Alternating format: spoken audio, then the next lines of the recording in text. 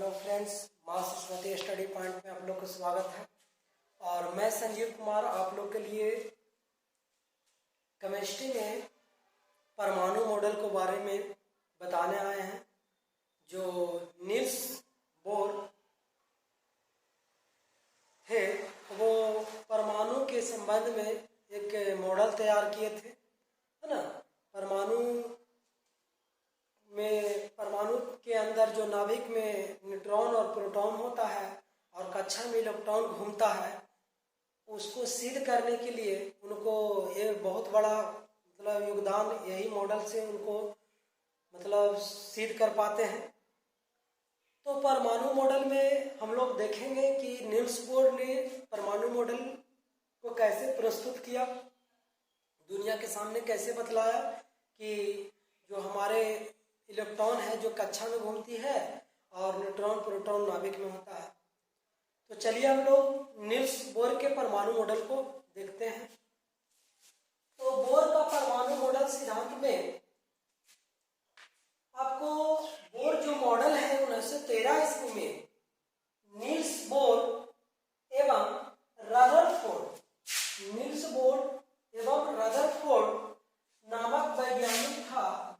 नामक वैज्ञानिक द्वारा सम्मिलित रूप से इसको प्रस्तुत किया था। दोनों मिलकर के प्रस्तुत किया था।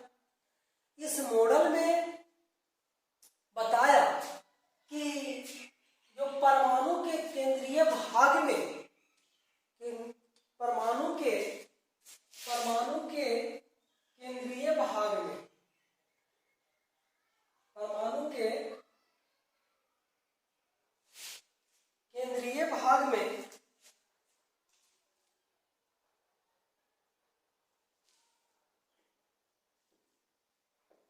केंद्रीय भाग में आपका छोटा सा धनात्मक आवेश वाला क्या होता है, नाभिक होता है।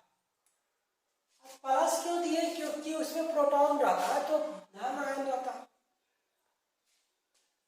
और ये भी बोला कि उनके चारों ओर वृत्ताकार पथ पर, ये जो चारों ओर है वृत्ताकार पथ पर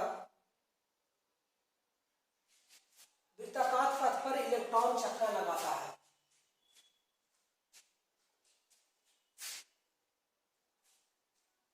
क्या बोला कि परमाणु के अंदर, है ना, केंद्र में एक छोटा सा धन आवेशित वाला क्या होता है, नाभिक होता है। और उसके चारों ओर इलेक्ट्रॉन क्या करता है, चक्कर लगाता है। यह परमाणु मॉडल में इस बात को रखा।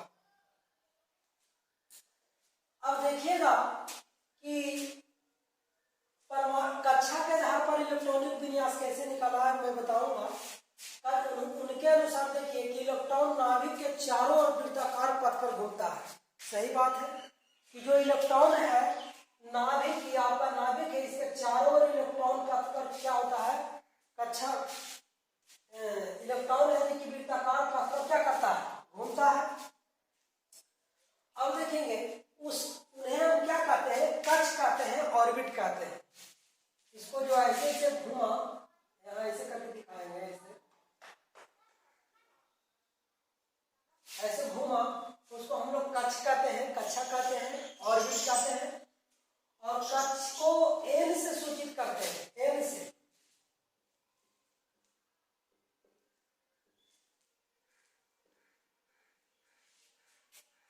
तो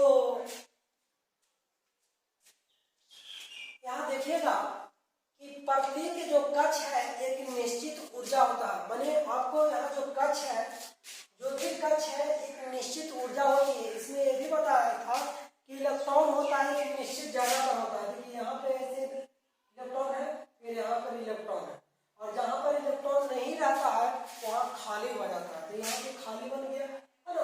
तो ये दोनों के बीच की दूरी को ही हम लोग कक्षा कहते हैं। क्या कहते हैं, कक्षा कहते हैं, कक्ष कहते हैं, ऑर्बिट कहते हैं। तो यहाँ देखिएगा कि प्रत्येक कक्ष की एक निश्चित ऊर्जा होती है। मैंने मान लीजिए यही कक्षा है, इसको बोलेंगे के एल एम बताते हैं। तो प्रत्येक कक्ष की एक निश्चित ऊर्जा होती है जिन्हें ऊर्जा स्तर कहते हैं। और ऊर्जा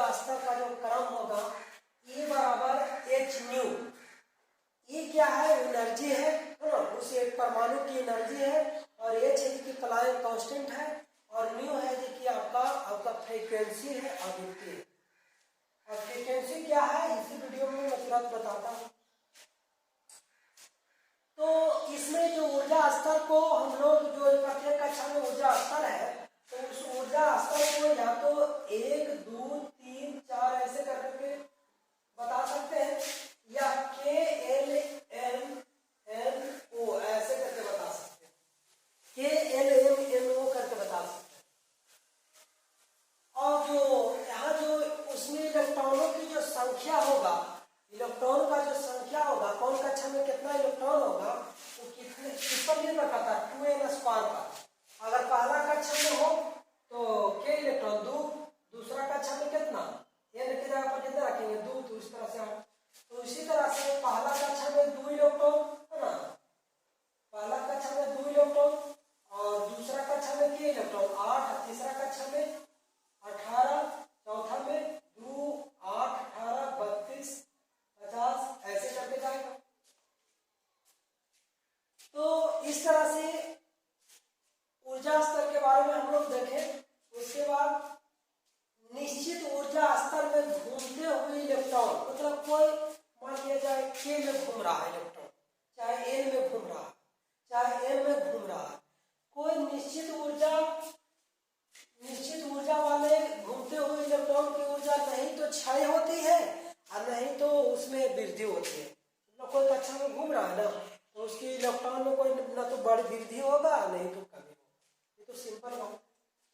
उसके बाद इलेक्ट्रॉन के कोणीय संवेग, जब कोई वस्तु है ना तो वृत्ताकार पथ पर घूम रहा था, कोणीय संवेग हो।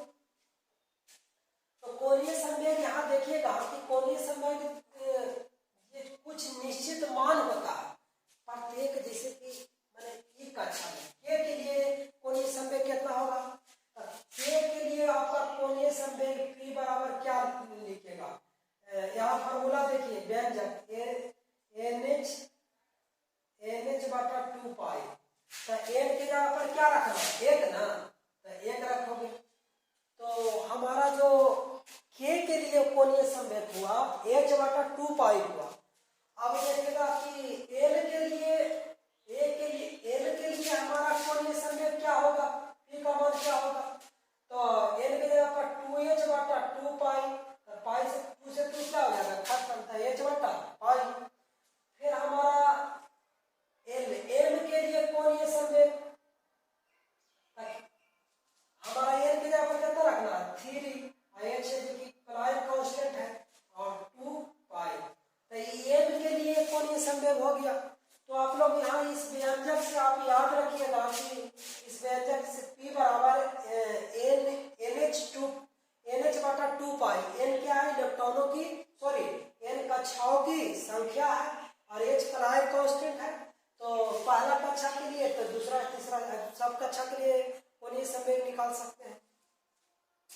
तो कोणीय संवेग हो गया, तो उसके बाद 5वां नंबर में देखेंगे कि जब इलेक्ट्रॉन को ऊर्जा प्रदान किया जाता है, मान लीजिए जैसे कि कोई भी पदार्थ है तो उसको इलेक्ट्रॉन हम देते हैं, जैसे प्रकाश द्वारा भी देते हैं, प्रकाश है ना, या तो हीट करते हैं तो उसमें जाता है ना, बहुत सारा यहाँ देखने को मिलेगा, या हीट किए या प्रकाश दिए या करंट दिए या विद्युत धारा दिए, इसी पे यही पॉइंट मेन आपका आपका यही है, या तो करंट दिए, करंट देंगे तो मतलब इलेक्ट्रॉन में ऊर्जा जाएगा, इलेक्ट्रॉन में क्या जाएगा, ऊर्जा जाएगा, या टेम्परेचर देंगे तो इलेक्ट्रॉन में क्या जाएगा, ऊर्जा जाएगा, या तो लाइट देंगे तो इलेक्ट्रॉन में क्या जाएगा, ऊर्जा जाएगा। ये तीनों बात याद रखिएगा, इसी सिद्धांत पर कार्य करता है। तो ऊर्जा जाता है, तो जो हमारा जो कक्षाओं में मान लीजिए इसका ऊर्जा इलेक्ट्रॉन 2 है, तो ऊर्जा देंगे ना तो इसका ऊर्जा स्तर है जो कि मैंने बढ़ जाएगा, अब बढ़ करके दूसरा कक्षा में आ जाएगा। देखिए यहाँ पर जब इलेक्ट्रॉन को ऊर्जा प्रदान की जाती है तो ऊर्जा को निश्चित मात्रा अवशोषित कर लेती है, मतलब जितना अवशोषित करना होता है अवशोषित कर करके इलेक्ट्रॉन समान ऊर्जा से जितना होना चाहिए एक कक्षा में था, तो वो अगला उच्च ऊर्जा स्तर में कूद जाता है, और जब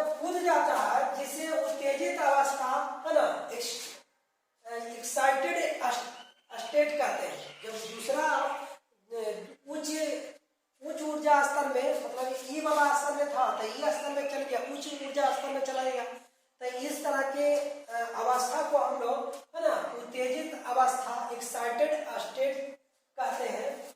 परंतु उत्तेजित अवस्था अस्थायी होता है, जैसे कि कुछ ही देर के लिए, जैसे हम ऊर्जा दिए, जैसे करंट दिए, मैंने किसी चालक तार में धारा दिए, तो कुछ ही देर के लिए मतलब वो उत्तेजित होकर के दूसरा अति कक्षा में कूदा, लेकिन जब धारा हम हटा लेंगे तो फिर अपनी अवस्था में आ जाएगा ना।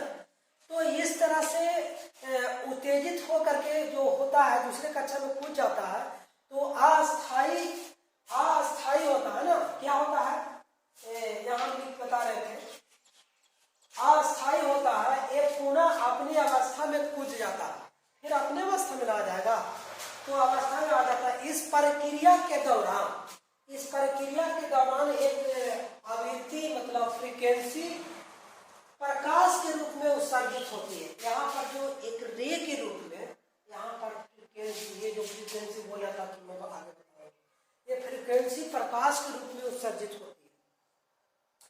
तो यहाँ जो फ्रीक्वेंसी है, तो यहाँ ये वाला फ्रीक्वेंसी आपको कहाँ दिखने में मिलेगा, जब लाइट देंगे, लाइट दे, यहाँ पर देखिए चमक रहा होगा, कहीं पे चमक रहा होगा, तो जब इलेक्ट्रॉन पर ऊर्जा देता है ना, तो यही जो इलेक्ट्रॉन अपना स्तर से कूद करके, आप कहीं पे यहाँ से लाइट में मतलब चमक रहा होगा, तो वहाँ पर लाइट किया है, तो इलेक्ट्रॉन है जो कि ऊर्जा पा करके और दूसरे कक्षा में क्या उत्तेजित हो गया, है ना, और एक प्रकार का रे उत्सर्जित करता है आवृत्ति के रूप में, आवृत्ति प्रकाश के रूप में क्या कर रहा है, उत्सर्जित करता है। समझ गए, यही फ्रीक्वेंसी आपका है। तो आपका ये कहाँ मिलेगा, जब लाइट दीजिएगा किसी वस्तु पे, या किसी वस्तु को गर्म कीजिएगा, या तो किसी वस्तु को में धारा दीजिएगा, ये तीनों में यही रूल काम करता है जो मैं अभी समझा रहा हूँ। ये पॉइंट को आप लोग बढ़िया से समझ लीजिए।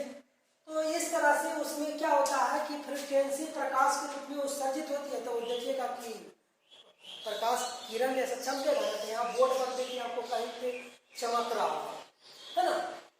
अब यहाँ पे समझ में आ गया होगा। अब एक लास्ट पॉइंट है कि अंतिम कक्षा कुछ भी हो, 8 से ज़्यादा इलेक्ट्रॉन नहीं होना चाहिए। मैंने बोर्ड में बोला कि देखिए KLMNO 2, 8, 18, 32, 50, तो पहला कक्षा में 2, दूसरा में 8, ऐसे तीसरा में 18, चौथा में 32, पांचवा में 50, ऐसे करके बढ़ते चल जाएगा। तो बोला ना कि अंतिम कक्षा कुछ भी हो, 8 से ज्यादा इलेक्ट्रॉन नहीं होना चाहिए। और यही देखिए आपको कक्षा के आधार पर इलेक्ट्रॉनिक विज्ञान, कौची के आधार पर, कक्षा के आधार पर। तो जैसे आप मान लीजिएगा सोडियम के निकालिए, आपको बोलेगा कि कक्षा के आधार पर इलेक्ट्रॉनिक विन्यास निकालिए। तो 2, 8, पहला कक्षा में तो 2 इलेक्ट्रॉन रहता था, 2 दे दिया। दूसरा कक्षा में 8 इलेक्ट्रॉन रहता तो 8 दे दिया। और तीसरा कक्षा में 18, तो 18 लिखोगे तो 18 10 कितना हो जाएगा, 18। आपको 11 है। परमाणुओं में जो सोडियम के परमाणु में कितने इलेक्ट्रॉन होगा, जितना प्रोटॉन होगा उतना इलेक्ट्रॉन होगा, तो 11 को ना तो 28 लिख दीजिएगा। आपको बोर्ड ने क्या बोला कि अंतिम कक्षा कुछ भी हो, 8 से ज्यादा इलेक्ट्रॉन नहीं होना चाहिए। तो यहाँ देखिए दोनों को जोड़ दीजिए, यहाँ घटा दीजिए, तो जोड़ के घटाइएगा तो कितना बचेगा, 1 ना, तो 1 लिख दीजिएगा यहाँ।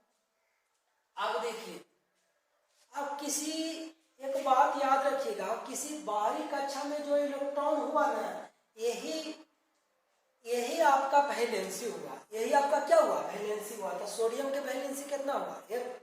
सोडियम के वैलेंसी 1। तो यहाँ से सुंदर डिफिनीशन वैलेंसी का नहीं होगा, वैलेंसी का डिफिनीशन आगे मैं बताऊंगा। संयोजकता, वैलेंसी का मतलब संयोजकता, तो संयोजकता आगे बताता हूँ। जैसे मान लिया जाए कैल्शियम के निकालते हैं, कैल्शियम का 20 होता था 2 8 और बाद 18 लिख दें तो आप कहिए कि क्या लिखें, आप ही बताइए। तो 18 लिख देंगे तो 28 में हो जाएगा। तब 20 में से 10 को घटाइए तो कितना बचेगा, 10 बचेगा। तो 10 में से 8 घटाइए कितना बचेगा, तो आप पहले 8 लिखिएगा फिर क्या लिखिएगा, 2 लिखिएगा, 10 तो नहीं लिख सकते। तो इस तरह से आप लिख सकते हैं। कैल्शियम के आपका वैलेंसी कितना हुआ, 2। तो मैं क्या बता रहा हूं, कक्षा के आधार पर इलेक्ट्रॉनिक विन्यास, कक्षा के आधार पर इलेक्ट्रॉनिक विन्यास। अच्छा आगे देखिएगा Fe26 2 8 तो दे दिए, अब 18 लिख दे, नहीं अब क्या कीजिएगा 26 में से जोड़ करके घटाइए तो कितना बचेगा, 16, फिर 8 घटाइए तो 8 बचेगा। तो कितना लिखेगा, 8। अब बताइए लोहा आपके 72 कक्षा में 8 आ गया, तो आप बताइए कि वैलेंसी आपका लोहा के 8 होता है, जिसके 72 कक्षा में 8 इलेक्ट्रॉन रहेगा तो गैस रहेगा, तो लोहा गैस है, गलत हो गया ना। तो यही कक्षा के आधार पर जो इलेक्ट्रॉनिक विन्यास निकाले और इलेक्ट्रॉनिक विन्यास द्वारा हम लोग संयोजकता प्राप्त किए, सभी तत्व के लिए लागू नहीं हुआ। लोहे के लिए देखिए ना भाई कि गलत हो गया, तो हमारा गलत हो गया, इसी के वजह से हमको फिर वैज्ञानिक मतलब इनका जो कक्षा के आधार पर नील्स बोर्स ने बताया कि इस तरह से संयोजकता प्राप्त कर सकते हैं, तो गलत हो गया। कुछ ही तत्व पर लागू हुआ, सभ्य तत्व के लिए लागू नहीं हुआ। तो एक अफवाऊ वैज्ञानिक आए, अफवाऊ नील्स बोर के बाद अफवाऊ वैज्ञानिक आए और उन्होंने उप कक्षा के आधार पर इलेक्ट्रॉनिक विन्यास निकाला। उप कक्षा SPDF, जो अफवाऊ वाला कहानी अगले क्लास में हम लेके आएंगे। अफवाऊ का जो नियम क्या था, कैसे उप कक्षा के आधार पर इलेक्ट्रॉनिक विन्यास निकाला और उसके द्वारा सभी संयोजकता जो निकाला वो सबके सब सही रहा, तो उसको हम अगले क्लास में बताएंगे। आप इसमें बताइएगा कि नील्स बोर के जो परमाणु मॉडल है उसमें से कहीं भी आपको समझ में नहीं आता है तो नीचे वीडियो में आप लोग कमेंट कीजिए, सर यहाँ मेरे को समझ में नहीं आया, तो हम समझाएंगे। तो चलिए इस वीडियो को अब यहाँ से मतलब हम समाप्त करते हैं। आपको आशा करते हैं कि आप लोग को समझ में आ गया होगा। Thank you watching this video.